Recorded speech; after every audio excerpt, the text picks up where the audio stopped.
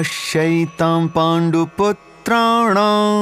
आचार्य महतीं चमूं व्यूढां द्रुपदपुत्रेण तव शिष्येण धीमता।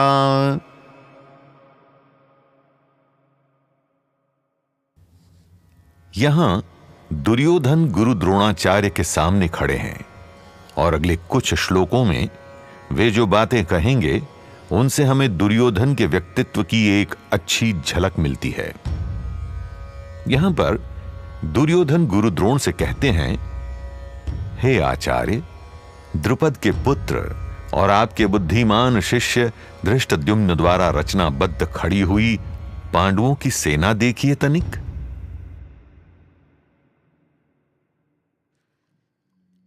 सर्वप्रथम यहां धृष्टद्युम्न का नाम आना कोई संयोग नहीं है।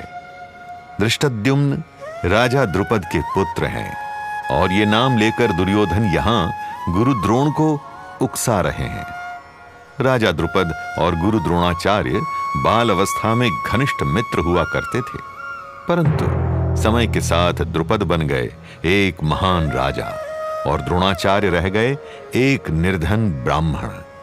हालांकि इस कहानी के कई पहलू भी हैं, परंतु ध्यान रखने वाली बात यह है कि अब दोनों मित्रों के बीच का अंतर बहुत बड़ा था। दोनों के बीच भ्रांति उत्पन्न हुई। द्रुपद ने गुरु द्रोण का तिरस्कार किया, एक विवाद उत्पन्न हुआ और यह विवाद इतना गंभीर था कि बालावस्था के दो मित्र अब दो शत्रु बन चुके थे। ऐसे में राजा द्रुपद ने अग्निदेव के समक्ष यज्ञ करके वरदान प्राप्त किया और यह वरदान था एक पुत्र धृष्टद्युम्न, जो बड़ा होकर वध करेगा द्रोणाचार्य का। और दिलचस्प बात यह है कि धृष्टद्युम्न को कहां भेजा गया सैन्य शिक्षा के लिए? गुरु द्रोणाचार्य के पास। परंतु गुरु द्रोण ठहरे एक उदार ब्राह्मण। वे जानते थे कि द्रुपद पुत्र धृष्टद्युम्न का जीवन लक्ष्य उन्हीं का वध है, किंतु द्वार पर आए हुए योग्य शिष्य को नकारा नहीं, बल्कि कर्तव्य पालन किया और उदारता से स्वयं धृष्टद्युम्न को सैन्य कला में निपुण बनाया। और आज वही धृष्टद्युम्न पांडवों की सेना को रचनाबद्ध किए हुए सामने खड़ा है। दुर्योधन द्रुपद का नाम सर्वप्रथम लेकर गुरु द्रोण को उकसा रहा है, उन्हें आक्रोश दिलाने का प्रयत्न कर रहा है, मानो व्यंग कर रहा हो कि गुरु द्रोण, देखिए, आपकी उदारता और आपकी भूल का परिणाम, यही अंतिम अवसर है अपनी भूल सुधारने का, अपने प्रतिशोध का।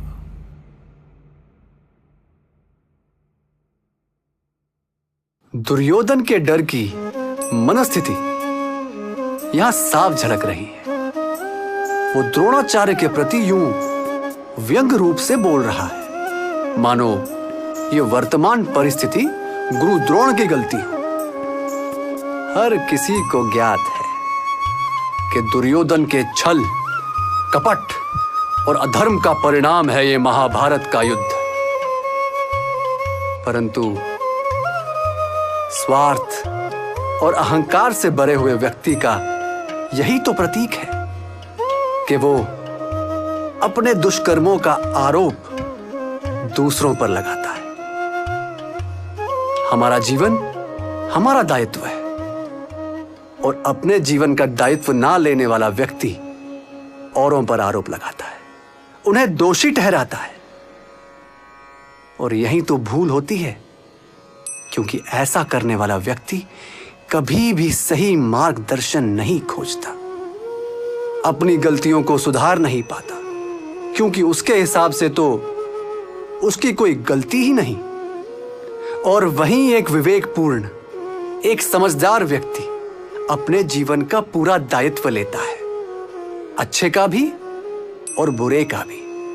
अपनी गलतियों का बोध होने पर वो सही मार्गदर्शन खोजता है, प्रयत्न करता है, अपनी गलतियों से सीख लेकर और अधिक सक्षम बनता है, बुद्धिमान बनता है, निरंतर आगे बढ़ता है, किसी और पर थोप कर नहीं, बल्कि हर परिस्थिति का दायित्व स्वयं लेकर ही आप सीख पाएंगे।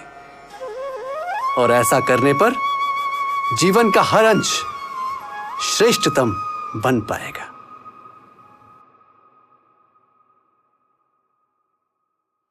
आपको क्या लगता है कि धृष्टद्युम्न को यहां आपका बुद्धिमान शिष्य बुलाकर दुर्योधन किसकी प्रशंसा कर रहा है? गुरु द्रोण की शिक्षा की या धृष्टद्युम्न की बुद्धि की, या फिर किसी की भी नहीं? कटाक्ष की भाषा, कटाक्ष की भाषा है ये। गुरु द्रोण के लिए दुर्योधन के मन में द्वेष इसीलिए भी है क्योंकि वे पांडवों से प्रेम करते थे और शायद दुर्योधन से थोड़ा अधिक। परंतु क्या इसमें गुरु द्रोण की कोई गलती है? बिल्कुल नहीं। किसी से उनकी अच्छाइयों की वजह से स्नेह करना बुरा तो नहीं, और ऐसा स्नेह रोका भी तो नहीं जा सकता। पर दुर्योधन तो पूर्ण नियंत्रण चाहता है, इस बात पर भी कि गुरु द्रोण पांडवों से प्रेम ना करें। और क्योंकि ये उसके नियंत्रण में नहीं है, वो जुझलाकर कटाक्ष की भाषा का प्रयोग कर रहा है। कटाक्ष शब्द में ही उसका निहित रूप है। ये शब्द काटता है, ये शब्द काटता है संबंधों को, परिजनों के हृदय को। शब्द मीठे चुनने से बात मीठी नहीं हो जाती। मन मीठा रखने से ही बात मीठी होती है। किसी और पर नियंत्रण की चेष्टा भी प्रेम के विपरीत ही है। अगर हम चाहते हैं कि लोग हमें अपना स्नेह दें, तो संबंधों में नियंत्रण की प्रवृत्ति हमें छोड़नी होगी, क्योंकि स्वतंत्रता ही है जो सम्मान देती है और संबंधों में मिठास घोलती है।